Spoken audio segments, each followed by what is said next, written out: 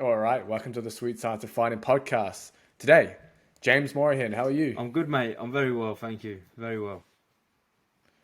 No, thanks for coming on. So, if anyone's not doesn't know James, James has actually written a couple of pieces for the Sweet Science of Fighting website and has done the weight cutting course for the Sweet Science of Fighting website. Which, if you go down in the description, you can sign up for the community there and you get access to that. But do you want to maybe dive into a brief background about yourself, James?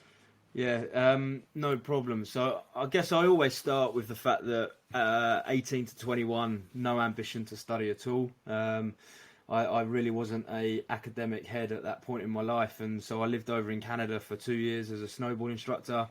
Lived in the mountains, and my only concern at that point in my life was whether it snowed the day before and what the powder was going to be the next day. That's the ultimate bum move, bum move to be a snowboard Yeah, right. instructor. And don't get me wrong, it was probably the funnest 3 years of my life because I just had Yeah. nothing else to think about. But look, after that, 21, I then was that mature student that went to university and really wanted to study a career in sports science in some capacity. And I quite often say that those people that work in sports science now are normally a failed athlete. You're somebody that wishes you were an athlete to some degree, but you never quite made it. And so the next best step is to support those elite athletes that are the elite athletes. So yeah, I then studied sports science at Liverpool John Moores University as an undergraduate degree. I then did a master's in sports physiology. And then at that point, it was a bit of a crossroads moment for me whether I wanted to be a strength and conditioning coach. I did kind of the S&C internship actually underneath Dr. Cole Lang and Evans, who you've already had on the podcast. And I learnt quite a lot off of Carl in terms of like the S&C world and how strength and conditioning was really crucial and important for athletes to develop training adaptation and physiology. But then in that similar year, I was also attracted and being pulled along kind of the nutrition route and the metabolism and kind of the biochemistry side of stuff with Professor Graham Close and Professor James Morton. And then it was at that point that I was quite persistent with asking Graham for whether he had any ounce of opportunities to do PhDs in rugby. And really fortunate that, you know, through Graham's network and the respect that he has got in the industry, there was a PhD that was kind of sculpted to work in professional rugby league. So at that point, I started the PhD. I did 1 year at Widnes Vikings. I then moved over to Warrington Wolves and did 2 years there. So I had 3 years of a PhD working in professional rugby union. All of my studies were with professional athletes. My whole cohort was pro athletes. So really unique, applied, real world case study.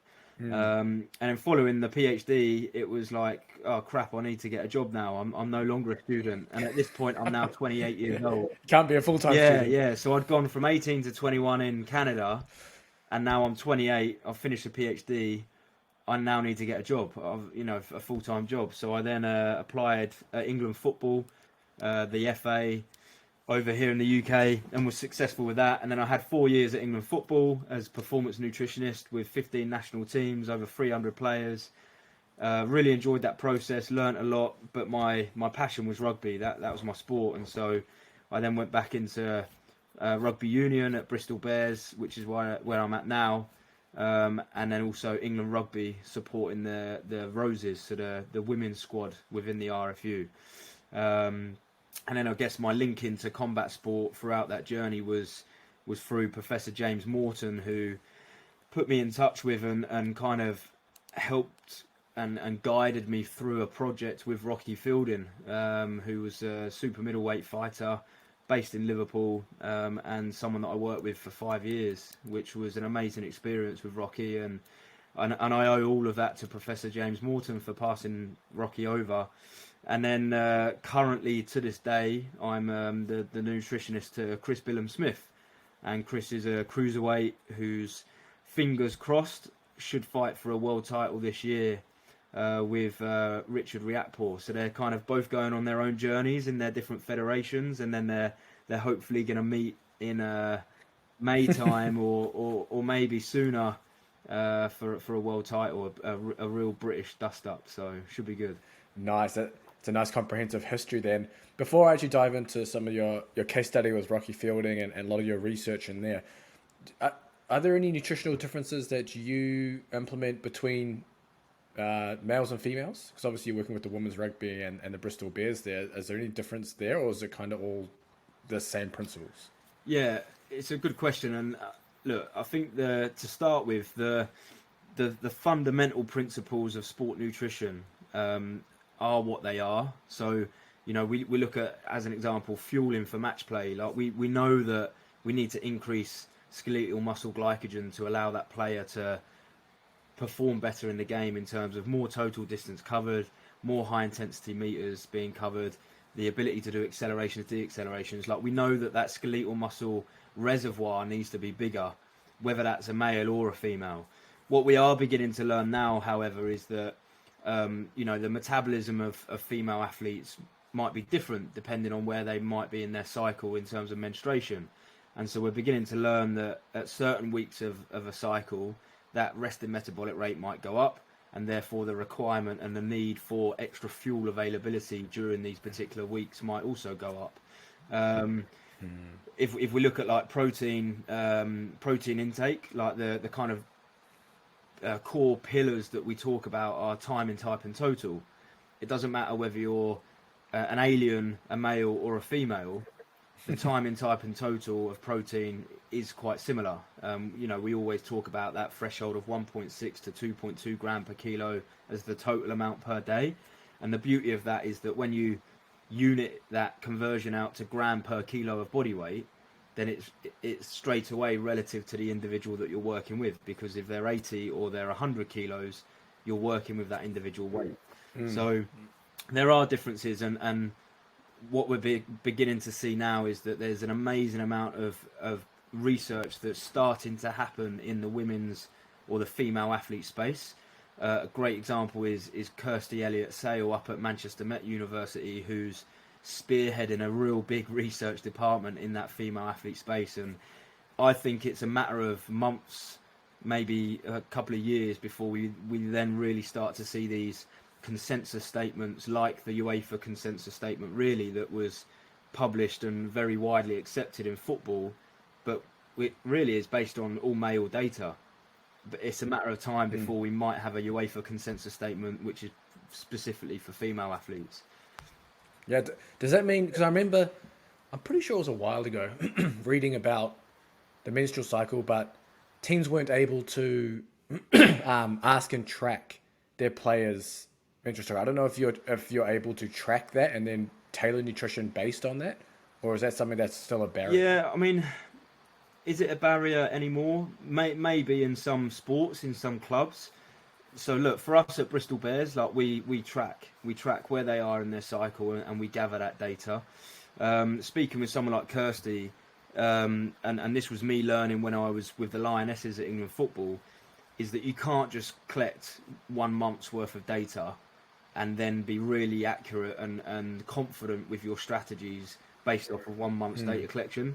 What we need with female athletes is minimum of 3, maybe 6 months worth of data collection to then have a better idea as to, okay, isn't it interesting that this individual athlete has an 18-day long menstruation where this individual athlete might have a 31 day or a 32, and this is where every individual athlete's different, but without the data collection and without the longitudinal data collection, it's quite hard for us to accurately and strategically prescribe individual nutrition strategies. But longer term data collection with the female athlete is going to be crucial. And look, some, depending on, I guess, the head coach, depending on the nutritionist in the club, depending on who's driving that want and desire for that research, will then dictate as to whether that's happening at club level. Yeah, no, that's fair enough. That you mentioned about the skeletal muscle glycogen stuff. I remember this might be applicable somewhat to combat sports, but when I was in rugby, so Calvin Morris, who worked with England rugby back in the day, they used to do something before games. So if they had like a late morning or early afternoon game, and instead of, so for example, you'd have your main feeding window before the game, say 4 hours before the match. So say if they play at midday, 8 a.m. will be like the main meal, and there'll be top ups leading in. But what they'll do is they'll get up extra early, say 5 6 a.m., have a carb heavy meal, go back to bed, whatever, then come back for another feeding at 8. And the idea was that they have, instead of having the one feeding window of carbohydrates like the other team would, they would have literally two feedings of carbohydrates before the match and essentially be more fueled for that match. I don't know if there's any application in that. If I don't know. I mean, I could see that could be applicable for maybe combat athletes who are fighting at, say, in the morning or midday after like they've waited the day before. But I don't know if there's anything to that or something you've thought about or anything. I mean, like that. the first thing I wrote down there as you're telling me that is the impact of sleep. So, Yeah. if I asked some of those Bristol Bears players to wake up at 6 so that They'll be like, fuck off. Yeah. Your words, not mine. But if I said to them, I want you to get up at 6 so I can give you 2 bits of white toast with some jam and honey to increase your glycogen availability, they'd be like, mate, there's not a chance you're waking me up at 6 on the morning of a game. Like, I want to lay in, I want to be rested, I want to be nice and chilled. So the second bit that I wrote down then is the success or the ability of that athlete to actually nail the day before carb load. Because in my mind, if I know that if our players have got a 12 o'clock kickoff midday on the Sunday, then on Saturday, we're making sure we nail the Saturday fueling plan so that if they are going to lay in and then we have a rolling breakfast into kind of a brunch that might act as that pre-match meal, then, okay, if they only get one hit in that opportunity, at least I know that they've absolutely nailed the day before. And that comes down to kind of knowing your players individually about who will get up for breakfast and who is going to lay in. Yeah. And then also knowing the athlete that really struggles to eat on game day and they don't want to eat, they want to feel light. And so can you then begin to play around with actually consuming liquid carbohydrates instead of me asking him to have a big bowl of porridge and a banana and get 60 grams of carbs in? What I might say to him is, hey, why don't you have this really high carb maltodextrin solution that you can put in 500 mils of water and we can consume that as part of a hydration strategy as well. So there's different ways to play around with that, but I think I would probably get a slap on the back of the head if I knocked on doors at 6 a.m. Yeah, for sure. Now let's jump into the Rocky Fielding case studies. We'll come back to some of that fueling stuff for after weigh-in, but I know you tracked a lot of weight cuts over, I think it was like 5 years of weight cut, weight regain. Do you want to maybe dive into, I guess, some of your findings there and how they can apply to the combat athletes listening to this? Yeah, so as we're speaking, I'm just going to load up the paper again so I've got it to hand. But look, effectively what we did here was, as I was working with Rocky, we and through all of James Morton's knowledge as well, we were beginning to see an athlete that was kind of rebounding in this weight quite dramatically between camps. So Rocky's 6'2", and he would have to weigh in at 76.2 kilos. I'm 5'6", and I weigh about 75 kilos. So for me and him to weigh in and around the same weight was always a bit of an eye opener for me. And as I went through this process, it was the first combat sport athlete that I'd ever worked with, and I was just being quite due diligent about collecting data and just making sure that things were noted down. And then I started to think about, Christ, the amount of DEXA scans that we've got with Rocky at the university under the ethics, and the amount of times that he'd been in the lab to do kind of rested metabolic rate measurements, into the gym to do his training. Like we had all of this data, and I thought, is it worth me presenting this to Carl and presenting it to James and saying, look, do you think that we could write this up as a bit of a longitudinal case study? And the answer was a resounding yes.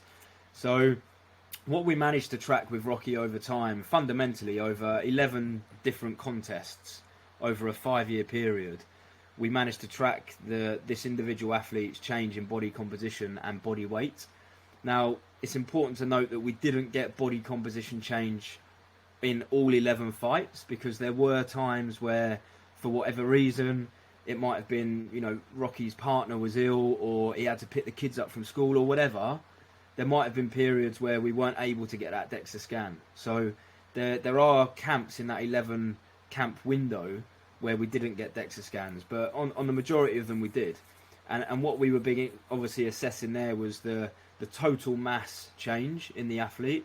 We were then looking at the skeletal muscle change, which on a DEXA scan is represented as lean mass, which technically isn't muscle mass, it's fat-free mass, as hopefully Cole probably alluded to. And then we were collecting fat mass and body fat percentage, and then we also were looking at the markers of bone mineral density. So over those 11 contests, what we were seeing is that there was a dramatic change in these kind of masses within the human body. There were times where, for whatever reason, social life, things going on outside of combat, being a boxer, Rocky was presenting into camps probably a little bit heavier as to where we wanted him to be. And the one that sticks out to me all the time is the 17 kilo drop in 11 weeks that we had to kind of implement with the bloke. And it was at that point in my career where I went into James's office and I said to him, like, Rocky's coming today. This is the weight he's at.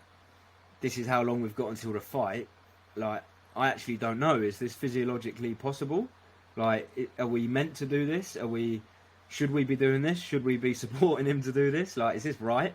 And I'll never forget James saying to me, he was like, what you've got to remember is the fight's been signed.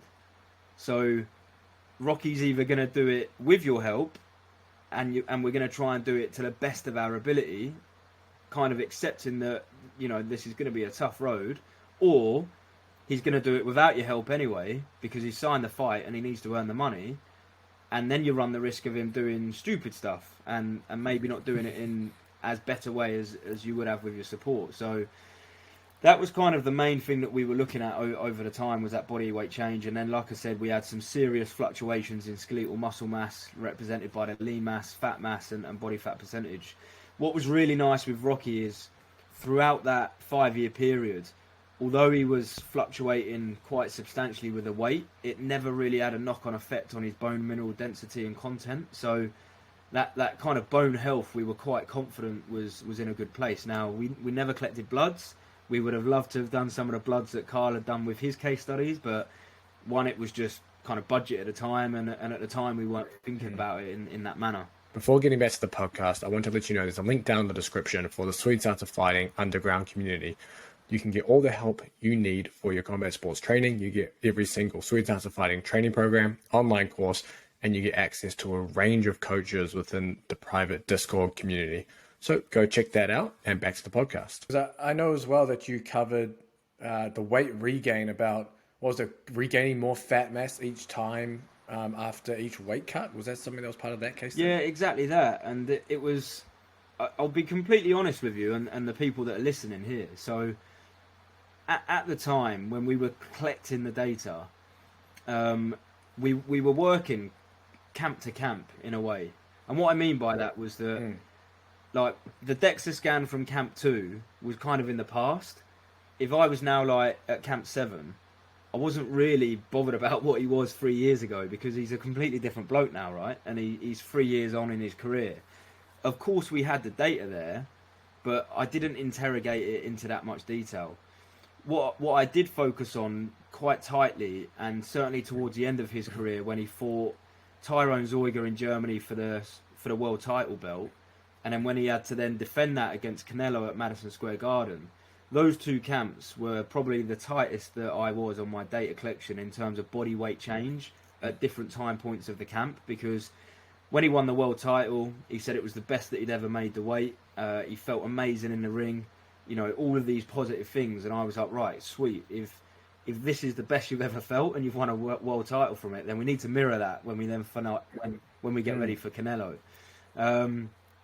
But then when we were looking at writing this up as a case study and we started to interrogate every aspect of the data from the 5-year period, what we were then beginning to see is like, oh crap, like, isn't it interesting how his baseline fat mass when he entered the start of a camp from camp 1 to camp 11, or when we had the DEXA scans, it was like creeping up ever so slightly. So much so that from the first DEXA scan we had on Rocky in year 0 or year 1, compared to 5 years later, his baseline fat mass was about 1.5 kilos higher.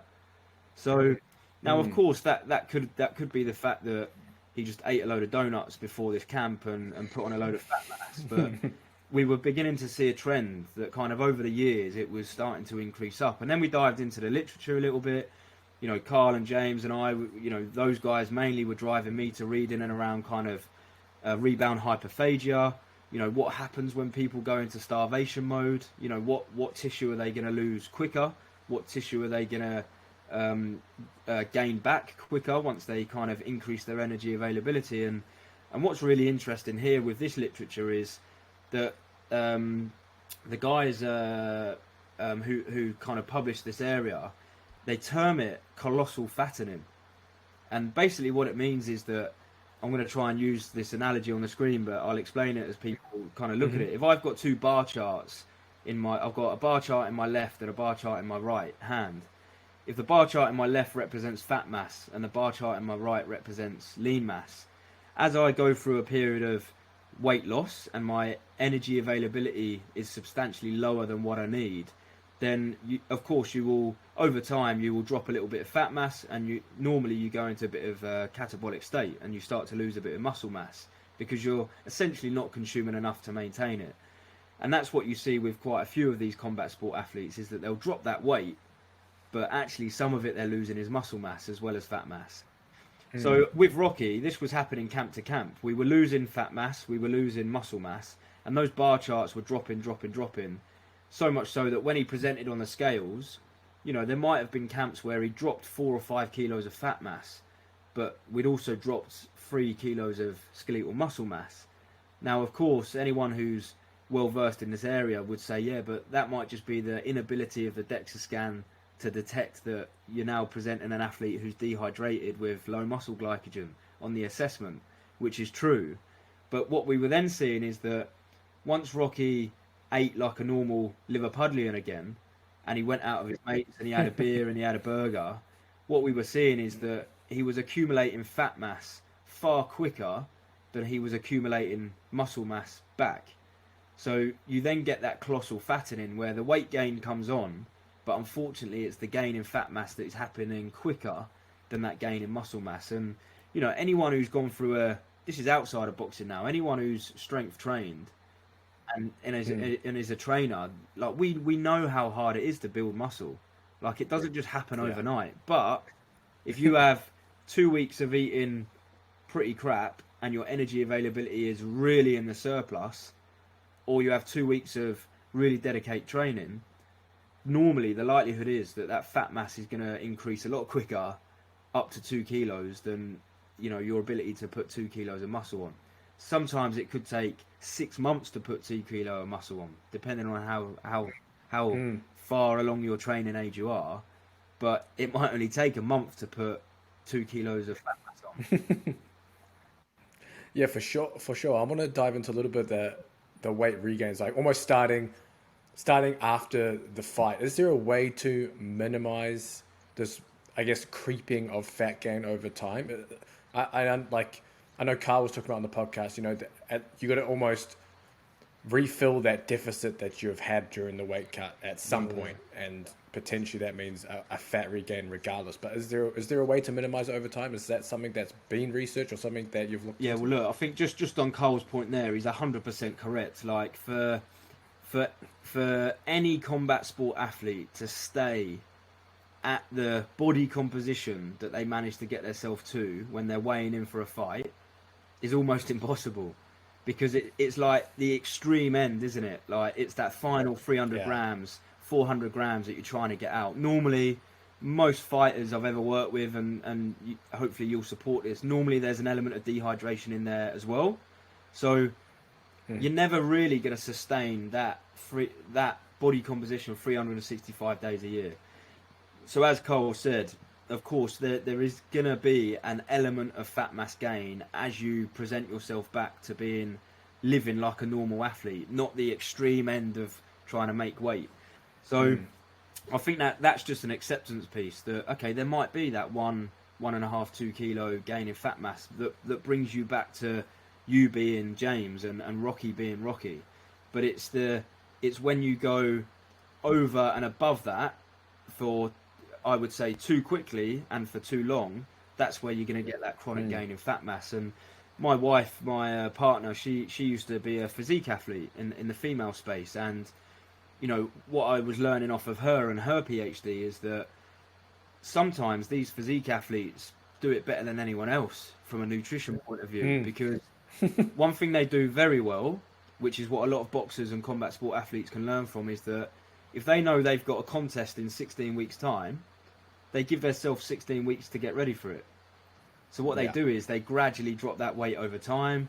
You know, they begin to tighten up their nutrition strategies. They begin to count out the macros, and they're pretty bloody tight with what they do, if I'm honest. And I remember my wife wouldn't let me stir her black coffee with my spoon that had stirred my white coffee because of the extra 2 calories that might have been on the spoon. But that's how diligent they are. And when you're that diligent and you're that tight on your training and that tight on your nutrition, okay, if it's a clean federation and nobody's taking the drugs, that's why they look as lean as they do on stage, because they've just basically mastered the art of energy availability, energy in, energy out, and sculpting the bodies to look as amazing as they do.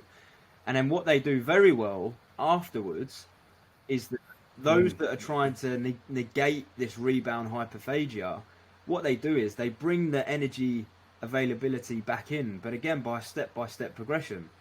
They don't just go from having 1,500 calories a day with less than 50 grams of carbs for 4 days leading into the physique competition. They don't just go from that to 3,500 calories, 200 grams of carbs. Like, they actually bring that in over sometimes 7 or 14 days, so that it brings them back out very, very slowly. And Chris Billiam Smith, who I work with now, he's probably I've got no doubt there's other boxers that do this very well, but certainly who I've worked with, he's very, very smart about how he does that. I've met Chris at 101 kilos, and I've seen him with his top off, and he looks in great shape. I've seen him 4 weeks post-fight when he's maybe 97, 98. He looks in great shape. I've seen him the week of the weigh-in or 2 weeks before, and he's ripped and he's in great shape. And what I've noticed with Chris is that, like, his walking round weight related to his weigh-in weight is never ever more than 10 kilos, ever. And if you then think about stuff that we discuss on the course in terms of how much like actual body mass you can lose in those final couple of days before the weigh-in, with Chris, he loses about 4 kilos in that final week of the fight. So in reality, all Chris is ever doing is having a gradual body composition change of about 6 kilos. And there's times where he'll do that in 6 weeks. There's times where he'll do that in 8 weeks, 10 weeks. So that's actually really doable, really doable. If someone wants to commit to something, they can change 6 kilos, no problem, especially when you're 100 kilos. So what I've noticed with Chris is that if you imagine like an ECG graph, like his actual fluctuations, his kind of amplitudes in his rebounding and making the weight, it's far more less. That was terrible English. It's tighter, yeah. It's a lot smaller than what you see on Rocky's graph in that publication. Oh, I like that. I like the physique example there too. I mean, I watch a shit ton of full day of eating videos and, you know, all that kind of grocery shopping videos and stuff. And I've been watching some of the Olympia physique athletes as well. And you see the stuff they're eating afterwards. And yeah, as you mentioned, it's super tight. Like even others now, that's the full-time professional mindset, right? Even some of them didn't even obviously everyone probably remembers back in the day from like pumping iron and stuff, Arnold and things, smashing cake and whatever else after Olympia. But you see them now, there's dudes that are just straight back on their diets literally the day after the Olympia. And that's it's crazy. And, you know? and also just to touch on that, because I talk about this a lot in the team sport world that I work in now, is like, I don't think anybody is robotic. Like, you know, everyone's got a vice. Everyone has something that is their like bit of escape. So for these dedicated physique athletes, you know, their escape is training. Like, they love it. Like, that's their vice. But don't get me wrong, I guarantee you that they've got a sweet tooth, and some of them will be having the low calorie, low sugar, chocolate sauce on waffles on a Saturday morning. Do you know what I mean? But what I noticed certainly in Nora's world and the athletes she was working with is that they would normally have 6 days where they're really, really on it. And when I say on it, they're just eating like a professional physique athlete should. Like this is what I've chosen to do in my life, and this is what I'm going to do. But then they'll have a meal a week where they don't care what they eat. There's no counting. They just eat it and they just enjoy it. And they might have a dessert. And then I look at that and I go, right, if there's breakfast, lunch, dinner, so that's 3 meals a day, times 7, that's 21. Plus all your snacks in there. Let's round it up to 30, maybe 35. So you've got 35 eating opportunities a week. And if a physique athlete smashes 30 of it, and they have 5 vices a week where they might have, the low-calorie ice cream, they might have the protein pudding that's got a bit of chocolate in there. But if 30 of them each week are nailed and 5 are not, it's the law of averages, right? That individual, whatever they're doing, is going to do really, really well. And I think there's a lot to be learned from the physique world for other athletes to look at that consistency and that building of habits and that behaviour change to say, look, let's do it. 80-20 rule. Like, let's smash 80% of our life or our eating behaviours, and then 20% you have the bag of Haribo and you don't feel guilty about it. Did you know you can represent Sweet Arts of Fighting while you're training? We're more than just a membership. We also have rash guards and shorts. If you're watching this on YouTube, you'll see that we have the Sweet Arts of Fighting 2.0 shorts. And we also have the Sweet Arts of Fighting short and long sleeve rash guard. There is another design coming soon, but you can get those on xmarshall.com, and you can go down the description and you can find that. And back to the podcast. Yeah, no, that's good advice for anyone listening who's too neurotic about their eating and getting too into it. But I wanted to jump into a bit of post-weigh-in fueling. I think a lot of people potentially get this wrong, and maybe we can use the example of the 24-hour weigh-in. I think most striking and MMA organizations do a 24-hour weigh-in, even at the amateur level. So maybe we'll stick with that for now. But do you want to maybe dive into kind of your strategies for post weigh-in, I guess, refueling? Yeah, so, I mean, look, the first thing that I would always try and get back into, certainly Rocky and now Chris, is that level of hydration and bringing that fluid back in, because it's the last thing that certainly I would always advise that they take out. So I think it's important that then goes back in. So, look, when I was with Rocky, I was still learning, and I'm still learning massively now. And what I found with Rocky was that if I gave him a Lucozade, for example, he would like it and he'd drink it, don't get me wrong. But if I gave him a chocolate milk, then he'd smash it, and he'd have no problem drinking the whole thing, right? So I was then looking at, okay, the literature put into practice with this individual athlete that I was working with. So if I know that he's going to smash the chocolate milk, I could probably give him 2 of them, and he's going to get both of them in within the next 30 minutes while he's doing his interviews with Sky Sports or whatever.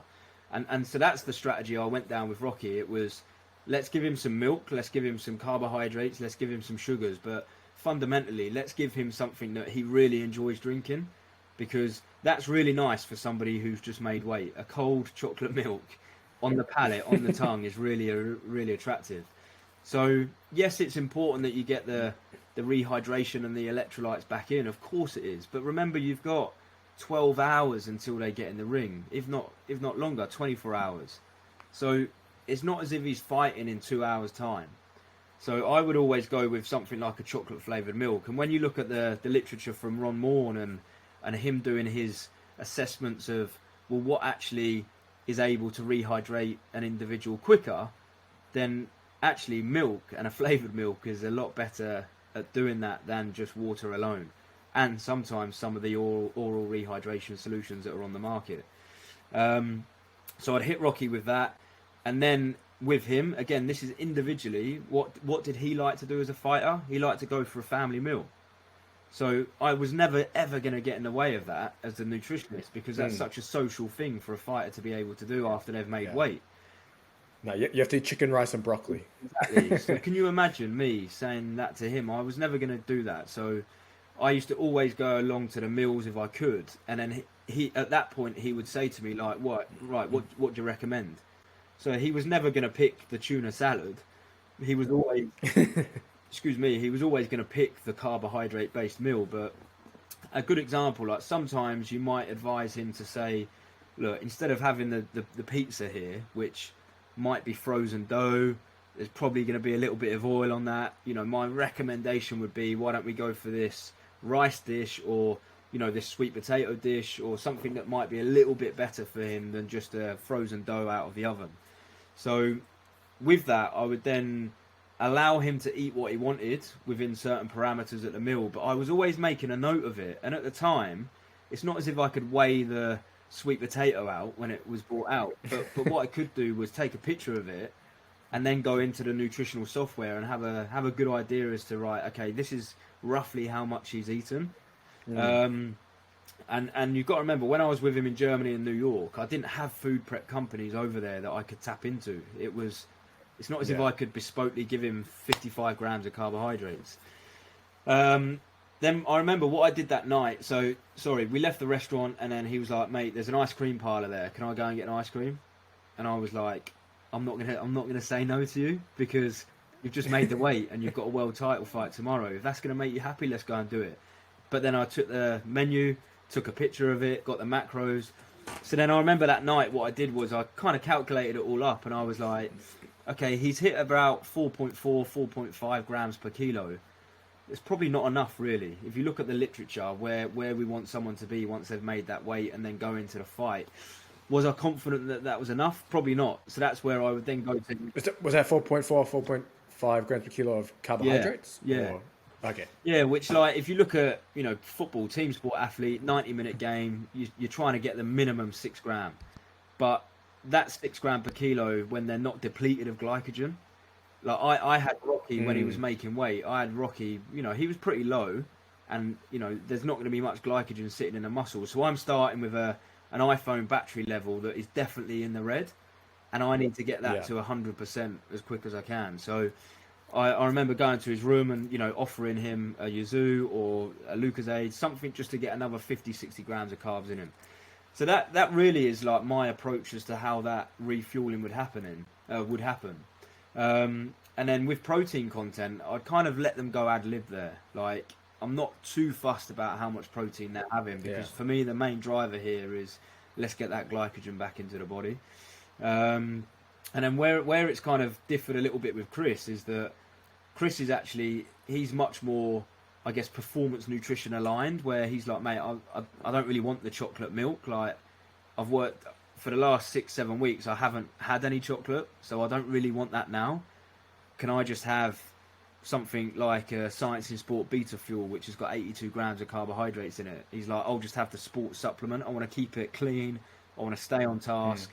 And then after the fight, I'll go and have whatever I want. But he's someone that's a little bit more, I want to keep it clean and not let any sweets or ice creams or anything come into the frame now before the fight. So does that give a bit of insight into that? Yeah, it was awesome.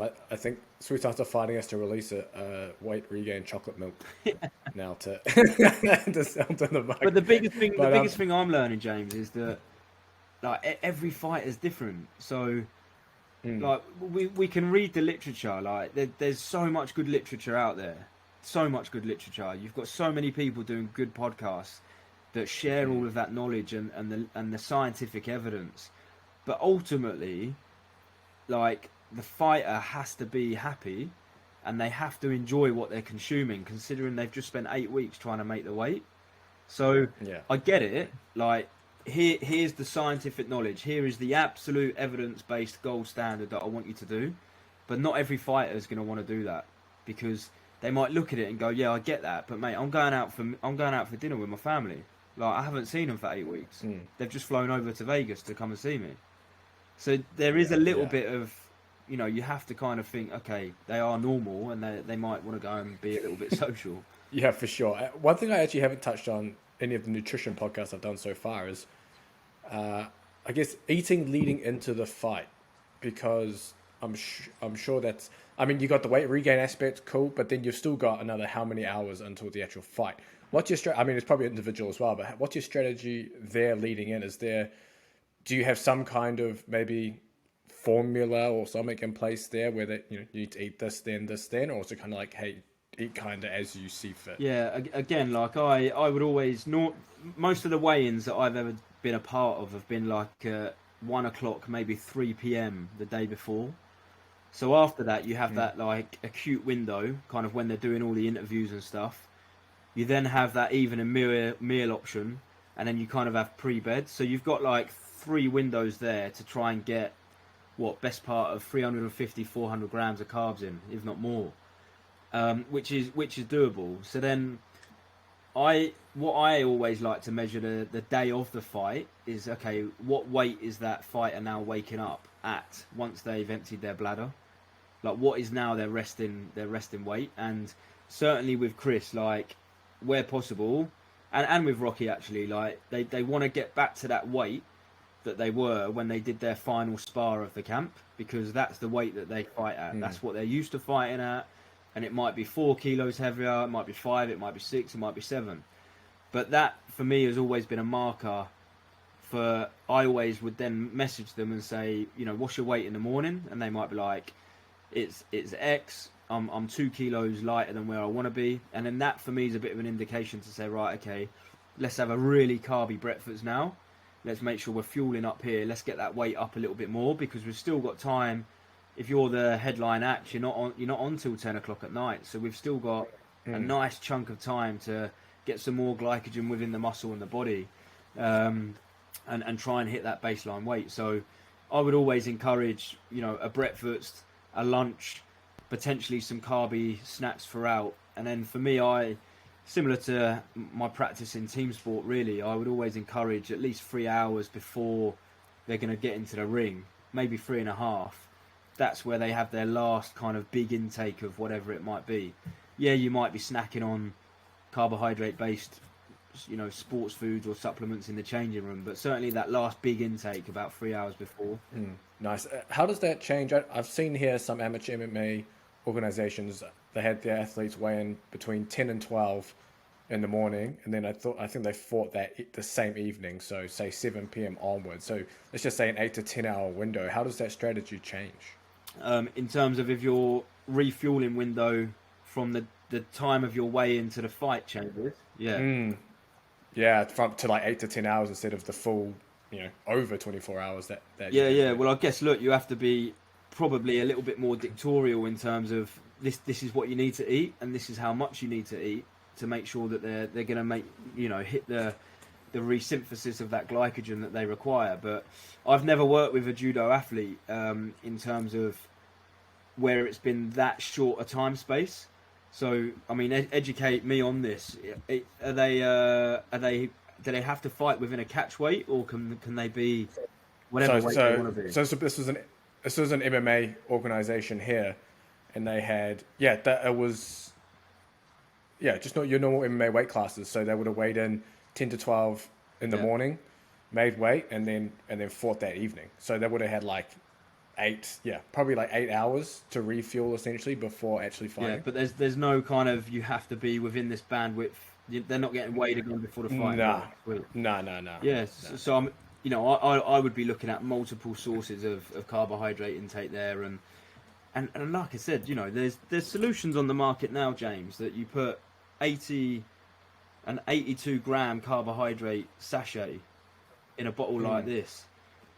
If you're someone that didn't really want to eat in that 8 hour gap, but you just wanted to drink it all, you've only got to have 3 of them, and you've got 240 grams of carbohydrates, and then you can maybe. Plus the liquid. Yeah, plus the liquid, right? So there's your rehydration. And then, do you then look at, well, I do want a bit of food, but I don't want it to be too heavy. So I might just have some bread with some jam. I might have some white rice with some sweet chili sauce, whatever it might be. I know the Team Sky Riders, like, when they're on their Tour de France over 21 days, it's white rice for breakfast, lunch and dinner with orange juice. Like, that's what they're eating, because it's very lightweight. And it's pretty carb dense, and normally you can whack a sauce on it of some form, and you can just scull it down. So, if I was working with a judo athlete, that's probably the approach I would take. But again, it's, you know, how heavy do you want to be when you're going back into that ring? Because the more food that's going in and the more fluid that's going in, that's going to Yeah. dictate what weight you're going to be fighting at. Yeah, I'm assuming as well there's obviously an individual component with how you digest food, because yeah, having that sit in your stomach or having something like a really fatty Yes. meal Yeah. that sits in there and you're getting ready to fight and you have that, that's a Yeah, no-go. yeah, and also like, and I learnt this in rugby recently, is that if it's a really key performance, nerves, adrenaline, being pumped up Mm, from the fight, all of a sudden your ass is falling out, and you might have had the cleanest nutrition, but you're just really, really nervous, and your stomach is playing games on you. And sometimes I have it. If mm. I'm presenting in front of a large group of people, I don't need a number two. I don't. Like, I'm a regular person, do you know Yeah. what I mean? But for whatever reason, I'm nervous now, and my gut doesn't like it, and then I feel like I need to go to the toilet. And I've seen that in elite sport. I've seen it where nutrition, Or they vomit. I've had players that will vomit before every single 100%. match, and I was like, holy shit, man! Like, And there you go, right? There you go. So their arse falling out, or they're vomiting, and now they've got to go and have a fight, or now they've got to go and play 80 minutes of rugby. So when we talk about nutrition impacting performance, there it right is, right? So it's important that gets practiced. You know, you're trialing it within sparring sessions.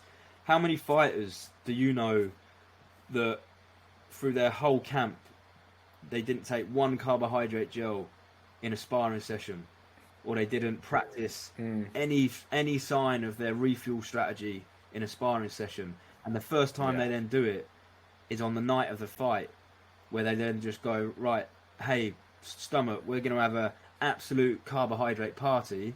Here's a load of different sugars that I want you to now handle and control. And the stomach's like, what are you doing? I'm not used to this, which is the exact problem. That's runner's gut. That's why you hear of runner's gut when people do marathons and they haven't practiced their nutrition strategy. is that something that you, instead of maybe being okay, this sparring session we're going to practice the refueling strategy and boatload them with carbs? Is that like almost like a carb tolerance you would build them up on? So, for example, as they train, you would start introducing more carbohydrates during their larger training sessions every week and Yeah, stuff you like that. can do, and look, you don't have to do this every single week, but look, certainly in rugby, there's some players who I'll sit down with and I'll ask them about their match day strategy, and if they're not someone that's ever had a carbohydrate gel on, you know, at the match, I'll say to them, right, tomorrow's training session, I'm going to give you a gel 20 minutes before the session. Let's see how you feel. And 9 times out of 10, they're like, "That was class. I felt really good. I enjoyed that." And it's like, right, okay, I want you to implement that on the game, on the day of the game.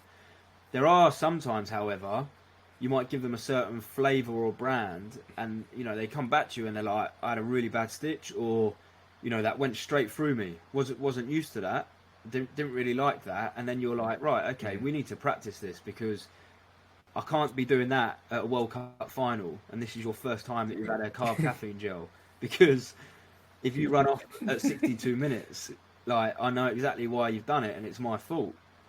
So there's definitely, you can train the gut just like any other organ within the body. Okay, so it's important that gets practiced, and the biggest example is these marathon and Ironman events where people just don't practice it. They don't get the gut used to tolerating that amount of sugar, that amount of fuel going through it at any time point. And remember that when you're competing at this level, the blood is now in the skeletal muscles. Like when you're running a triathlon or you're on the bike, the majority of your blood has been shunted to your legs. So the actual amount of blood in and around the organ of the stomach firing on all cylinders is going to be nowhere where it should be, really. Which is why people struggle, you know, if you eat and then go for a run. You're asking the body to digest the food and also now exercise within 10 minutes of each other. The body doesn't like it. Had a little bit lagged, but that was all good. We got that all too. But it's interesting you talk about the almost like the pre-match nerve stuff. I know my wife when she was competing in professional weightlifting, so we knew that when she was cutting the weight so it's 2 hour weigh-in weightlifting. And we know that when she was cutting the weight, she would get her nerves would literally have her drop 1 or 2 kilos leading into the weigh-in without having to do anything. Yeah. Like we just even when she was eating gummy bears and things like that beforehand, it wouldn't stay on. And so it's something important, I guess, for fighters to potentially know, like, does your weight suddenly drop leading into your weigh-in because of things like that? Yeah. Well, it's it's interesting. We're diverging a bit here, but like if I've seen this firsthand with my own mum, right? When we lost our dad, my mum was stressed, she was grieving, and she lost 10 kilos in 2 weeks. 10 kilos of body weight in 2 weeks, and it was an insane drop in that body mass, and that was stress, that was grief. So when the body's playing tricks on you, it can certainly result in a change in body mass and body composition. Seeing people experience stress and like grief in particular, like that alone, like that physiological damage on the body is insane, because when people are grieving, a lot of the time they'll drop a lot of weight and they don't even realize they're doing it. So when you're talking there about your partner becoming nervous and anxious and that increase in that resting metabolic rate, like grief is a big one for that.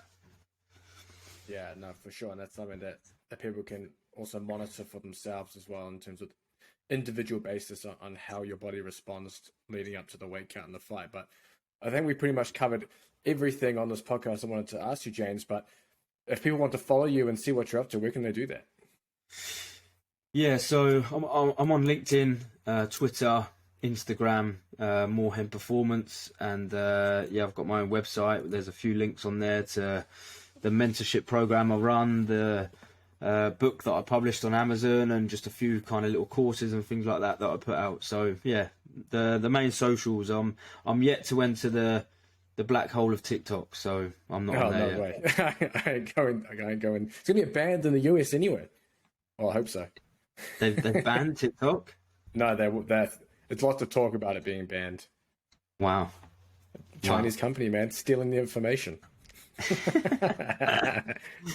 So yeah, but all good. Go down the description too. James has his weight cutting course on as part of the Sweet Science of Fighting membership there, so check that out. It'll be his link down there. But thanks for coming on. I appreciate it. All good, bro. All good. Nice one.